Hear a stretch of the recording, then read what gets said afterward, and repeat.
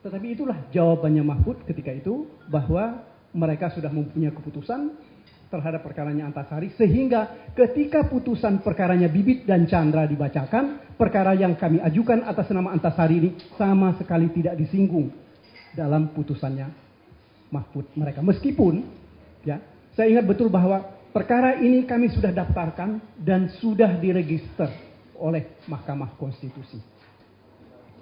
Jadi apa yang mau saya katakan, bahwa kalau secara langsung memang tidak ada dengan kegiatan-kegiatan politik, tetapi bahwa ini ditarik-tarik ke sana sepertinya ada. Bahwa misalnya seperti Johnson tadi katakan, ya, Antasari itu dicekal tanggal 1 Mei. Ya.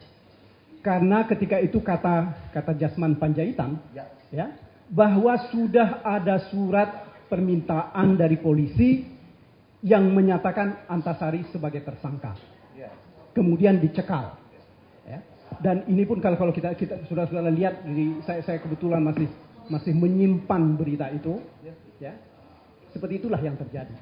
Kemudian yang penting lagi menyangkut perkara ini dari awal. Ada satu hal lagi yang terus terang untuk saya agak, tadi saya kasih ke Pak Alfons itu fotokopinya, itu tentang berita berita acara kejadian perkara atau laporan kejadian perkara, ya. Laporan kejadian perkara ini dibuat tanggal 26 April, ya. Nah, ketika perkara ini dilaporkan tanggal 26 April, ini sudah berisi dua hal.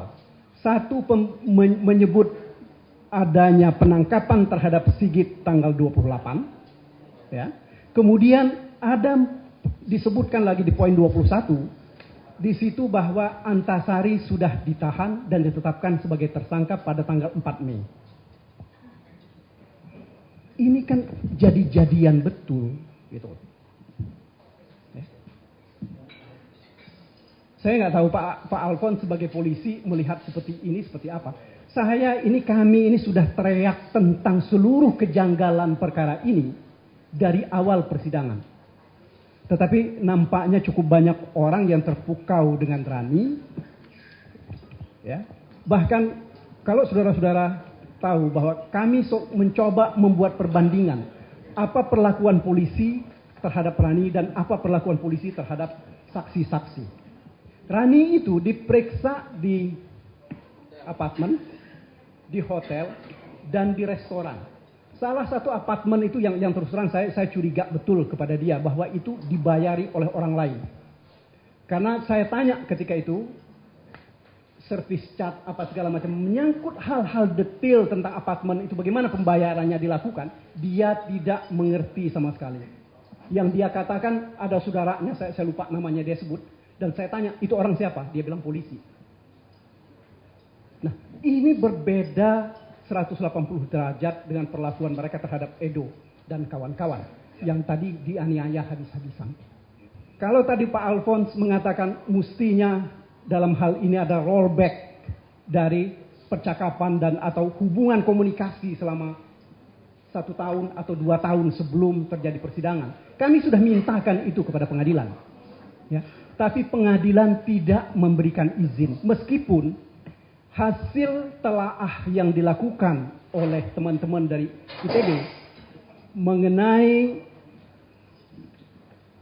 pemeriksaan yang mereka lakukan terhadap IT, didapatkan 205 SMS dari handphone yang tidak jelas asal muasalnya kepada nomor teleponnya almarhum Nasruddin.